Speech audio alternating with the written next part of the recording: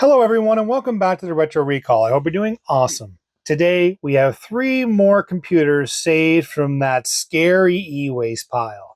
That's right, the pile that all computers go and get turned into spoons. They get turned into spoons, darn it. Yes.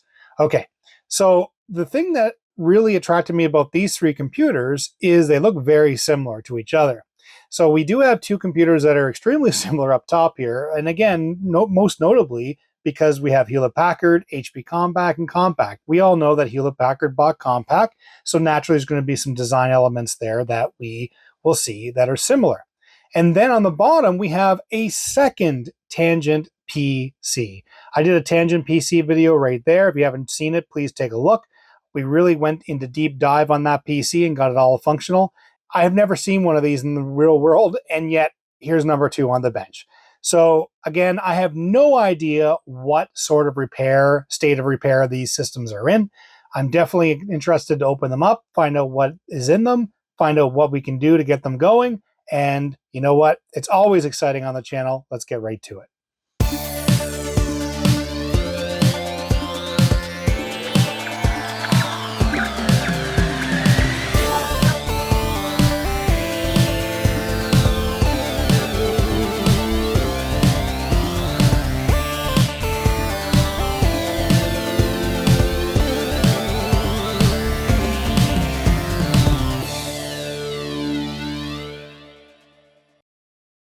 Okay, and we're back. Welcome. And we have system number 1 on the bench. And again, we keep tally of all the systems that we can get up and running, or we cannot. But we also take note of what we can do with these systems. You know, are they worth restoring? What came with the systems, etc. So we'll continue on. So this system here is a Compaq PC. There's no mention of Hewlett-Packard anywhere on this system that I can see. On the front here, we have the logo Compaq. I'm not seeing any Hewlett-Packard here at all. So this must have been just before Hewlett-Packard purchased the the Compaq line of business. So on the front here, we have just a regular, looks like a regular drive. I'm not sure if it's a CDR drive or a DVD-R drive or any sort of variable optical drive. There's no markings on the front of it, so I have no idea what is in it for a drive. Down below, we do have what looks like a floppy disk drive accessible here as well. Not sure if it is populated, but it does look like it there. It's really good. Then on the front, we have 2 audio jacks in the front. There's this kind of peeling material that's coming off of this. It's unfortunate, of course, because it is part of the design element, but I do see Evo on here, so that must be, the brand or the line of these PCs being the Compaq Evo line. I did hear about that before. So we have the Intel Pentium 4 sticker here and designed for Windows 2000 Professional and Windows NT 4. So this must have been really focused for business, because that is more of the Microsoft Windows business recommendations than it would be a home-based system. We have 2 USB ports in the front, our power button along with a couple of LED indicators here, and some ventilation on the front. So looking pretty good so far. Let's swing around the side here. And on the side, all we have, by the looks of things, is a latch, and I believe there's one on the other side as well, which I imagine is quite simple to open up the case. Okay, along the back here, well, on the back we have a big gaping hole. So that's not going to help us at all. So I imagine that's where the power supply would have been, but that's we'll talk about that in a minute. Okay, so here we have a couple of expansion bay opportunities. Assuming that there's a riser card in here, we would have additional expansion. We have 2 PS2 ports, one for the keyboard, one for the mouse. We have an LPT printer port, our serial port, built-in Ethernet, our looks like dedicated graphics. Again, not sure how the board is laid out or if this is just an expansion card, like a Braco card of some sort. Then we have additional serial here. So you have 2 options for serial, 2 USB ports in addition to the front 2 USB ports, and then 2 additional audio jacks. And I'm kind of curious, maybe you can let me know down in the comments why the manufacturers kept the serial ports separated the way they did. I mean, they're both built onto the motherboard, so you would think that, it'd be easier to have them 2 side by side. But in this particular case, that we don't have that. So it's interesting just to see them always separated like this. So if you know, please let me know in the comments. General curiosity is all that is.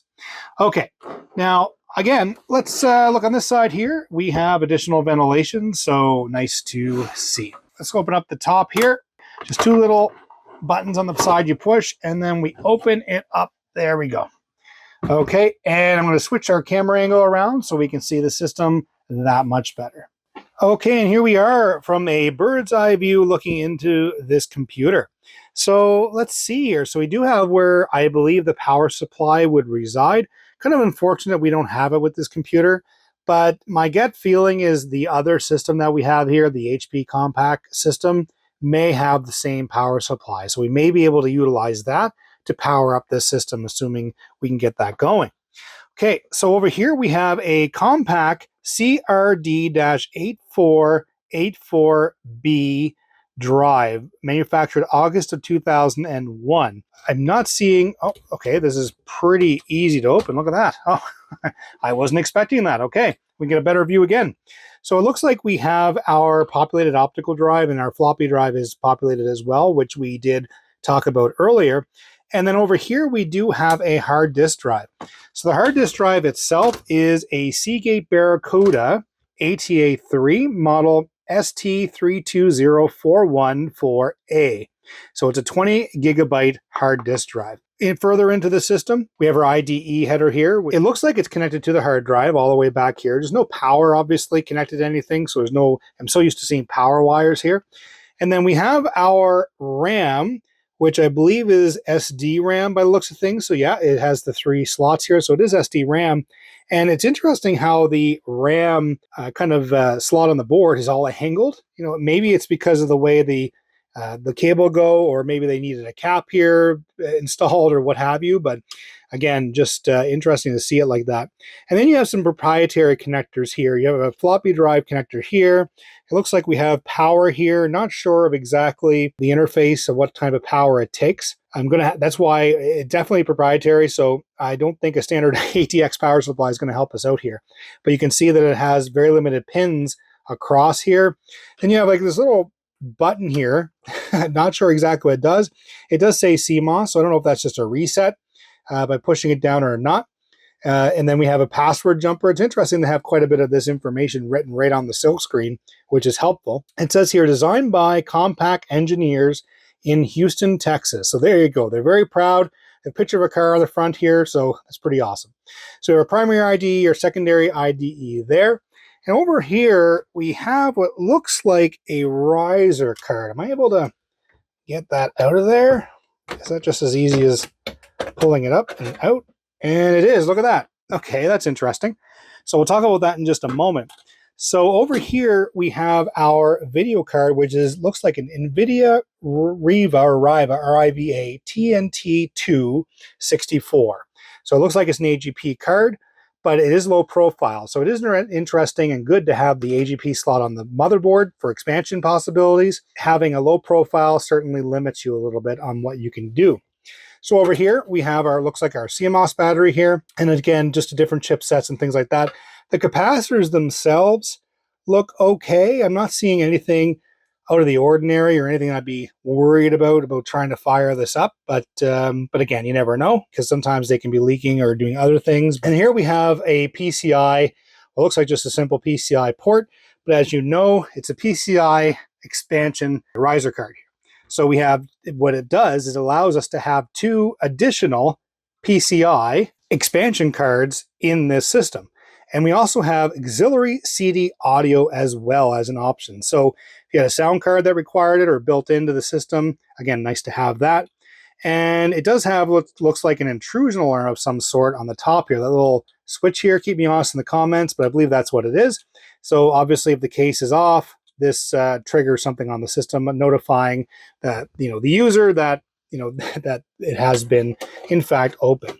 So I'm gonna get this put back in. Hopefully it just cooperates and goes back in for me. It's watching the card edge. There we go. Okay, pretty straightforward. I like that design, actually. Not all of the systems I've dealt with riser cards are that simple to remove and put back on. And okay, we have our processor here. So this is our heatsink. And I'm not seeing any fan, but I mean, there's a fan in the front, right? There's no fan on top. I'm so used to seeing the fan on top for ventilation, but the fan airflow goes over the heatsink and blows the hot air backwards.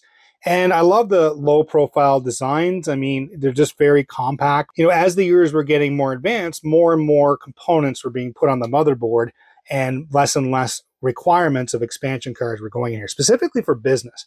And I know home users that were into more gaming and more applications and more power and more expandability would go with a full desktop tower at the time. So definitely interesting to see. I think that's pretty much it. There's not much more to see inside, but unfortunately, I'm not able to power it up without the power supply. So I think we'll go over system number 2, see the differences in that system, and potentially after we try getting system number 2 up and running, we'll see if we can utilize that power supply in this system. Unfortunately, we can't call this good or bad yet, but we'll put this on kind of standby and we'll look at system number 2. And here we are with system number 2 on the bench, and you'd almost think they were first cousins, that's for sure.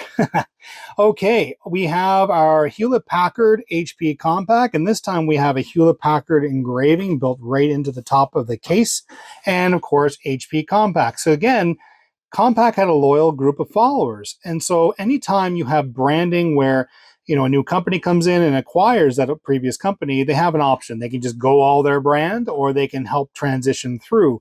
So I imagine when they decided to keep the HP Compaq kind of logo and moniker going, that they really were, you know, adapting to the user base and saying, hey guys, we're here, but we're keeping some of your design elements. We're keeping your quality. Don't worry.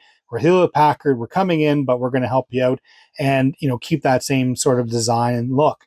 So on the front here, we have this time we have a Super Multi Drive by LG, one of their older style ones for sure. I have some of the newer ones that have Super Multi on the front and a little more square instead of rounded edges and things.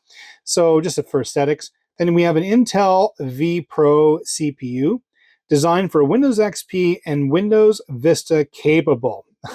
I have many opinions about when I see Vista capable, that's for sure.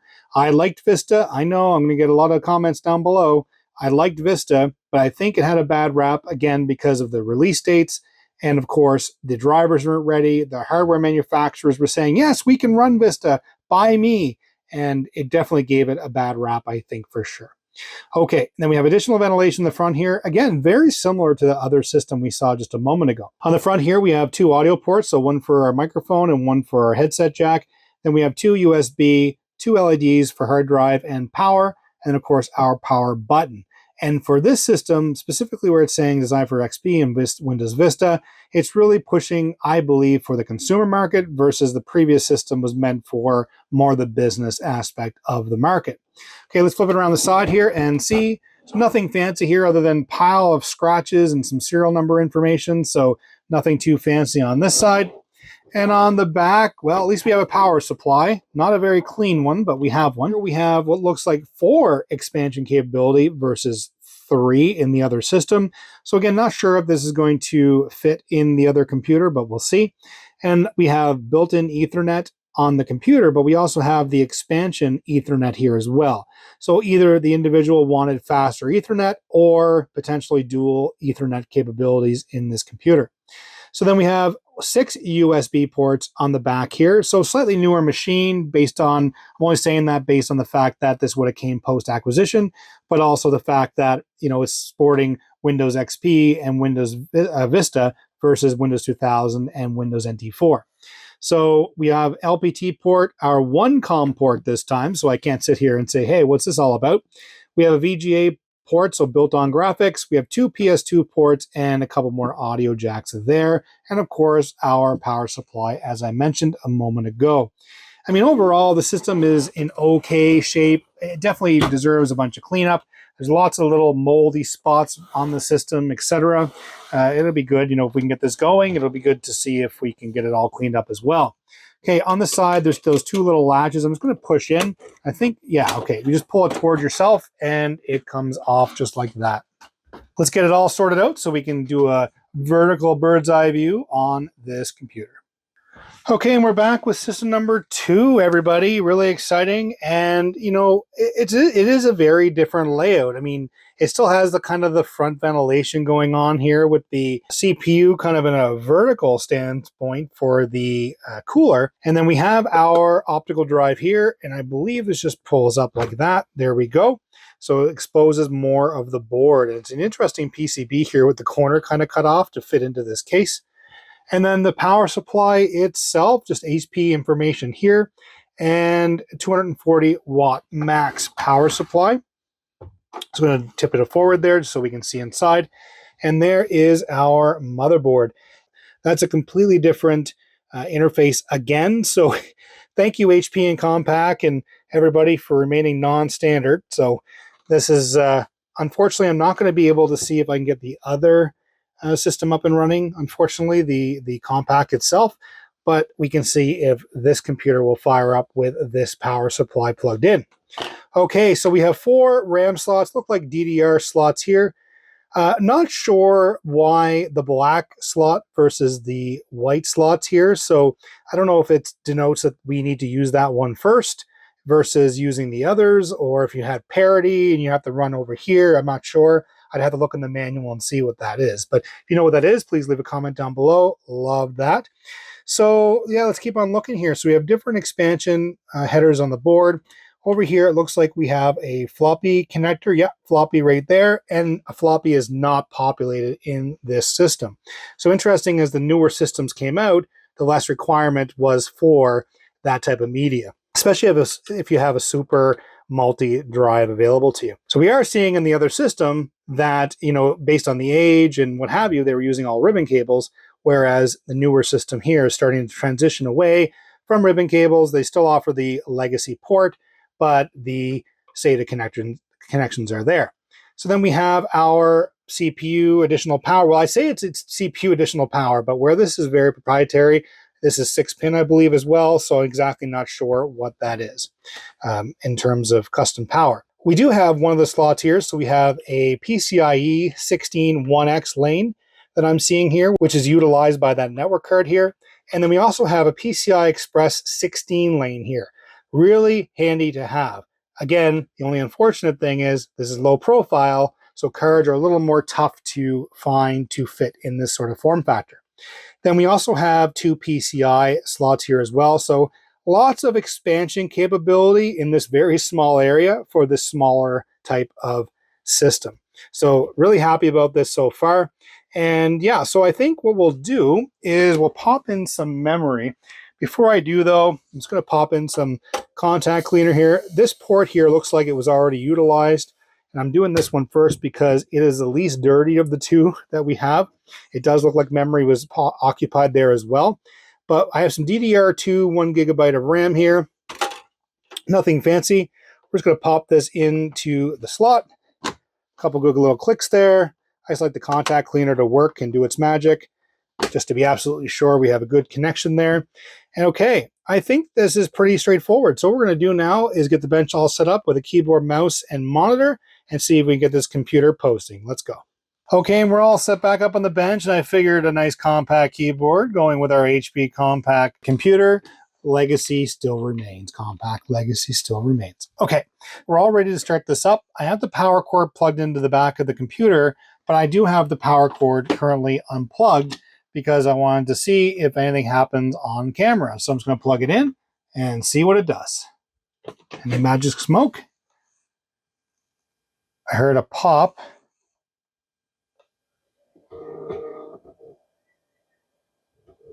And we have something. Just, is the monitor not on? We have post. Ha! Look, post. On an E-Waste computer with just a stick of memory, we have post. It's counting up the memory. Look at that. We have a Hewlett-Packard HP Compact DC7700P small form factor. So we have boot menu, setup, or network service boot. Let's go right into the setup program just to see what is in store for us. It likes to count up the memory. I just hit escape there to bypass that for now. System options not set. Your system configuration has changed since your last boot. Addition of a hard drive, etc. Loss of power, the real-time clock has occurred. Pressing F1 will record new configuration. If this message persists, you may need to replace the onboard battery. Aw, thanks. Okay, so the following configuration options were automatically updated. So it detected the memory, the CD-ROM drive, and doesn't detect a hard drive because we know there's not one in here.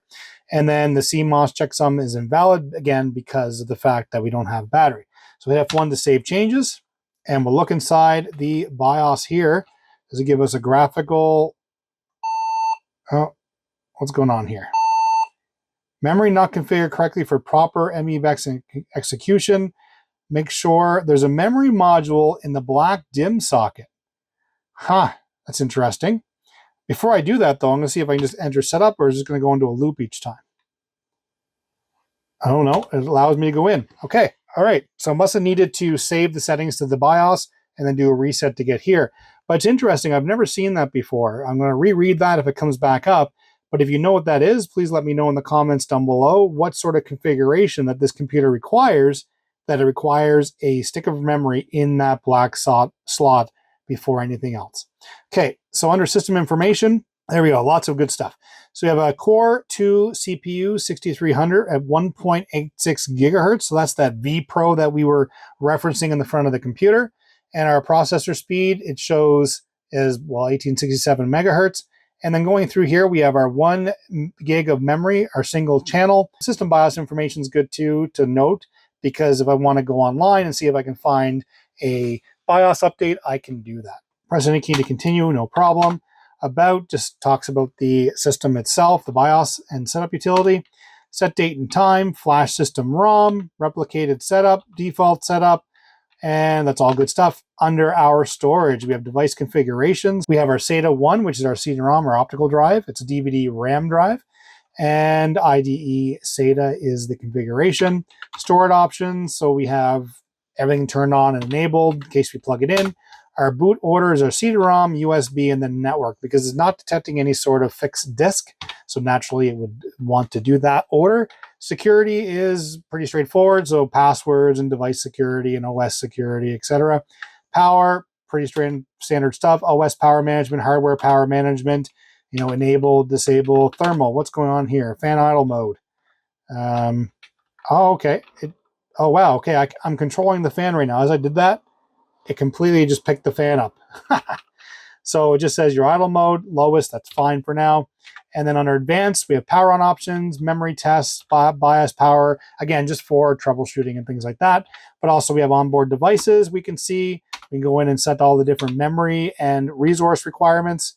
PCI, same thing with the adapter, so you can go in and choose all the IRQ settings, and et cetera, same stuff. Okay, so I think what we're going to do is the boot order is fine. I'm going to stick in the CD Knoppix here and see if we're actually able to boot in the system. So if you remember on one of my last videos, when we did kind of like the 4 Dells, we actually had to, we used Knoppix to prove out that even though the system did post, we weren't able to boot into an operating system because for whatever reason, it was not liking the memory that I had installed in that computer, the DDR3 memory. Okay, I think we are good now. So I'm going to go to apply defaults and exit. Now we'll just say save changes and exit and see if it will detect that CD in the drive. Okay, and here we are at the Knoppix desktop. And yeah, I mean, we're up and running. I mean, I always like to click around a few of these things just to make sure that, the computer actually is working and it's still accessing it from the drive. And, I'm not seeing any sort of, puffs of smoke from any of the capacitors or even from the power supply, which is very, very handy. Now, mind you, this does need a thorough cleaning. I won't lie, it is full of dirt and dust and grime. I can only imagine the same is for inside the power supply itself. So, it's always a 50-50 chance when you're powering up these older systems. I have powered up older Pentium 3s and other systems, and where they've literally one caught on fire on me. So the power supply. And, it's never a good experience, especially if it happens right here versus outside or somewhere that you're not risking it. So I have different safety measures now in place for if that ever happens again. And we do have a fully working operating system in front of us running Knoppix 9.1. Everything is loading up quite well. Okay, so I would say system number 2 is fully functional. We have a fully functional system outside of that RAM requirement, which is just me putting a stick of memory in the black slot as well with whatever we have today. But the fact that it's booting up just fine is great. So I would say that system number 2 has definitely passed. Thumbs up. System number 1, we don't count system number 1 right now because we can't really test it. So we're going to give that a pass. I think it's time to look at system number 3 on the bench and see if we can get that going. Let's go. And here we are with system number 3 on the bench. And here the Tangent medical grade PC number 2 in front of us. I've not seen one in my entire life. And in the last couple months, I now have 2, which is just crazy awesome. And I believe, if I remember in my other Tangent video, that the power supply didn't work in that system. So maybe by having the second one, I can take the parts from both and get one fully working computer. Okay, on the front, so again, beautiful looking system. Very similar to the HP Compact line, in my opinion. But I mean, I loved all the comments, hundreds and hundreds of comments on that video when everybody went and saw the Tangent one. And a lot of great feedback from a lot of people who actually have these in their work environments even today. We have a couple of USB ports, or 2 audio jacks here. Again, one for microphone, one for the headphone jack. We have a DVD multiplayer compact disc, so an older, just a regular DVD drive. We have what looks like a couple 3.5-inch expansion bays here that we could utilize. Our power button on the front here, pretty straightforward. Our Core 2 Duo inside looks like it's missing the Windows sticker. I believe my other one has Windows Vista, designed for Windows Vista, a sticker on it. It has a couple of licenses on top. I can definitely double check to see what would have been on this system. And of course, we have the Tangent logo here as well. So on the side here, again, just like the other system, it's virtually, if not, the identical system. So here we have the extra fan here. I believe my other computer had 2 that were occupied, not just the one. But again, excellent having that additional cooling, specifically if you are in a business type environment. And then we have the model information. So this time I can read it because I believe the other one was scraped off. We have a model is pendant, so PENDANT 5131LPB as in boy. So pendant 5131LPB. So that's the model information if you ever want to look this up. To my understanding, Tangent's still in business, from what I gather, and they make specialized computers for different environments, and medical being one of them. So we have our power supply here, which I believe in my Tangent does not function, so hopefully this one does. And we have 2 PS2 COM port, printer port, built on video, 4 USB ports in addition to the 2 that we have on the front of the computer, Ethernet already built into the computer, then we have 3 audio jacks. So really nice, very nice design, plus the ability to have 4 additional expansion bays here as well. And it looks like there's some sort of specialized, like there's a screw right here. I'm not sure if this is, it looks like another breakout that's up here. So I'm not exactly sure if that's another expansion, if you had a riser card, not sure. But again, I imagine they built these cases to support a wide array of different motherboard configurations and different uses based on use case. Okay, I'm going to put this down. We're going to open this up and slide the top off. Again, I love the design. Thumb screws are awesome. Don't have to do much with them. Toolless designs are great. There we are. We have that off. And we're going to flip everything around so we can see inside this system. Okay, and here we are with our Tangent PC, and yeah, really excited to have this on the bench again. So we have our CPU here, which on the front, I don't remember what it is. Yeah, it's no Core 2 Duo, I believe it is, CPU. It is quite filthy. I mean, it's packed with dirt, and the motherboard is all packed with dirt as well. And I remember in our other video, we did a full restoration where we cleaned everything up. We have the additional fan array over here for additional cooling. We have a PCIe 16 and 1 lane here for expansion, plus an additional 2 PCI ports here as well. Then it looks like we have a floppy legacy floppy connector here as well to be able to hook up a floppy drive. And I believe this just pops up like that based on my previous experience. Now, unfortunately, as you can see, we are missing the hard disk that would have been here. It's not terrible. I mean, I have tons of hard disks and there's lots of options we can use, so I'm not too worried about that. Now, the board itself is an MSI board, so it's nice seeing a standard motherboard in this layout in this case. So the motherboard is an MS-7528 version 1. I believe that's the same board that was in the other system as well. So I'm just going to clean out the RAM slot there a little bit because I want to see if we can get RAM put in here. Okay, we have some memory here. I'm just going to pop it into the slot closest to the CPU. Okay, so we have a stick of memory in here. It's just a 1 gigabyte stick. I'm just going to put it in and out a couple times just to make sure we get good contact. So it does have the ability to put in 2 separate RAM cards in here, which is good.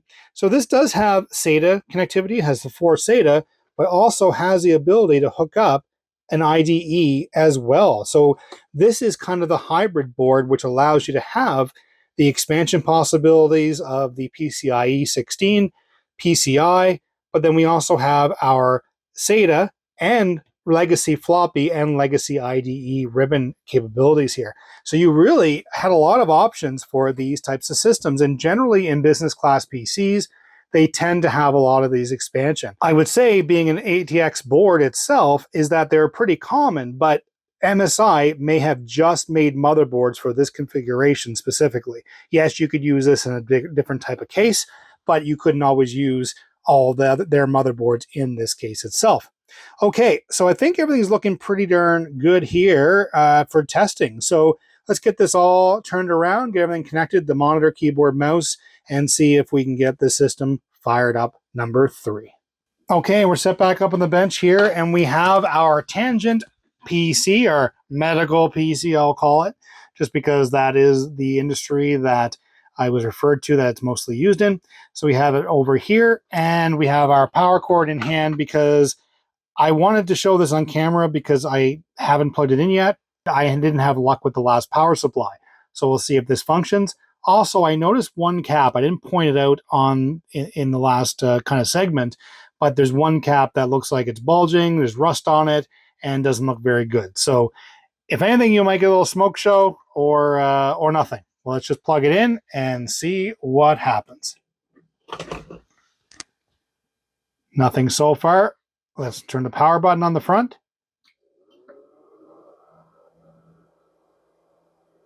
We have power. We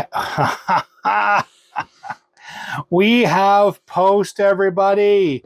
This is awesome. I was really, really looking forward to this system posting, at the very least, to prove out the power supply is working. And I am extremely ecstatic to have 2 of these now functioning in the system. We're not done just yet, but definitely on a good path.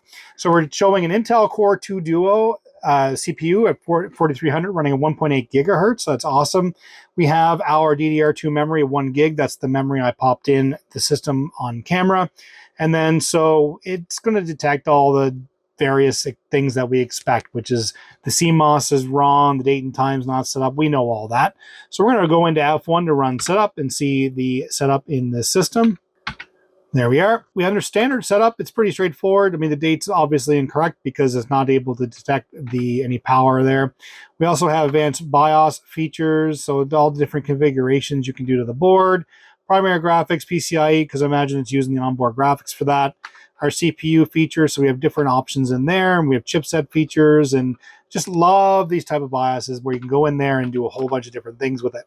So here under integrated peripherals, we have a whole bunch of different options here. You know, you have your onboard LAN and your audio controller built on, or do you want to actually use the expansion cards? It's a really good idea that when you do use expansion cards in your computer, that you do disable the onboard just to prevent any sort of conflicts and things like that. Hardware conflicts as well as any driver conflicts in your operating system. That's awesome. Power management, pretty straightforward. Hardware monitor. So here we have our chassis intrusion turned off, which is which is pretty good considering I'm in and out of it. But I mean, the CPU temperature is holding its own at 30 degrees Celsius, which is pretty darn good. And the fans seem to be running just fine. So we have our CPU fan, plus we have that additional fan that we have on the side of the case. That's awesome. Okay. Yeah, I think it's pretty good. So I'm going to pop in that Knoppix CD again and see if we're able to get this going. And I just realized that when I flipped this up, I had seen that the SATA connectors were unplugged from it. So let me get the computer turned off, get that plugged in, and see if we can get this booting. Okay, so all I've done is plug in the SATA power and data in the back of the computer. I'm turning it back on. We'll eject the optical drive. Come on, let me have it. Oh, that is not happy. It wants to open. All right, it looks like we have a bad drive. I have a backup here, so let me get this plugged in and see if we can get this going. Take two. Okay, now I have that all plugged back in. It's interesting that that's not opening because sometimes it's a jam disk that's inside there, so it's really cool.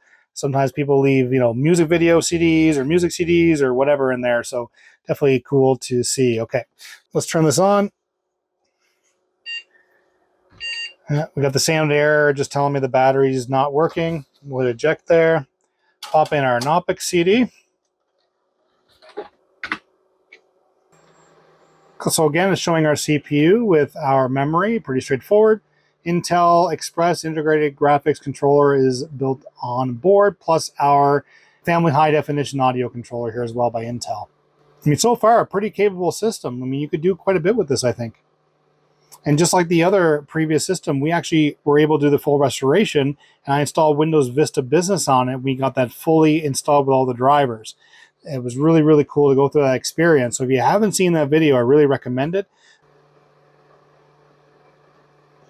And here we are all loaded up to the Knoppix desktop. And just like before, we have a fully operational operating system running on something that was thrown to the e-waste pile. And I am so excited, specifically the fact that it is a Tangent PC, because to me they're very unique. And the fact that I now have two of them, that I can use parts from either or if I need. Essentially two are functioning. I just need to fix the other power supply if that's what I decide to do. But yeah, very excited. I would say, again, this is number 3, fully functional. And so really we have 2 computers of the 3 working, and the first one looked like it should work outside of the fact we don't have a power supply for it. So let's get the bench all cleaned up and do our overview. And here we are all back, set back up on the bench, and just so excited to see these 3 computers back and working. And so, again, this just proves that these systems that were tossed to e-waste, it gives so much potential to full restorations you can do with these systems. I mean, arguably, having a Pentium 4 system here, you could do the old Pentium 4 type, or even some older DOS gaming and things like that, depending on what you want to run and turn the cache off in the CPU, etc. Definitely gives you options to be able to utilize. And really cool seeing the design going from compact to HP compact. Definitely see a lot of design elements. They obviously felt this was more modernized, but again, seeing that transition, you can definitely see that they were holding true to that. And this system here not having a power supply, we're going to see if I can get power supply for it. It'd be really cool to get this going, at the very least, getting an ATX in here and getting an adapter to fit to that board. Then down here we have our HP Compact, our V Pro system that did post no problem. All it needed was a stick of memory. And I'm very, very happy to have this running on the bench because, again, I don't have any of these systems in the collection, and it was really nice to be able to see that fire right up. It was just screaming that it wanted to work again and not be turned into the spoon, as I mentioned earlier. And then our last one here is our Tangent medical grade PC, or a Tangent PC built for that type of line of work. Is just so excited to have another one of these on the bench. And we also got number 3 working, minus the optical drive, which is totally fine, easy fix. And definitely I would feel that all 3 of these deserve a full restoration. I think these are beautiful, but hey, Beauty is in the eye of the beholder. That said, if you like today's video, please give it a thumbs up. If you haven't already, please hit that subscribe button. It makes a huge difference to the channel. The channel is growing, so thank you to everybody for your support. Please hit the notification button, change it to all. You'll be notified of new content such as this. Please leave a comment down below. Let me know if you have these systems. Let me know if specifically what use cases you feel will be good for these particular computers. You know, what sort of things did you do with these? Were these your family PCs, or did you have these in the business? Please leave a comment down below. I respond to every one of my comments. I love the interaction on the channel. Always making new content. We'll see you in the next video. Bye-bye.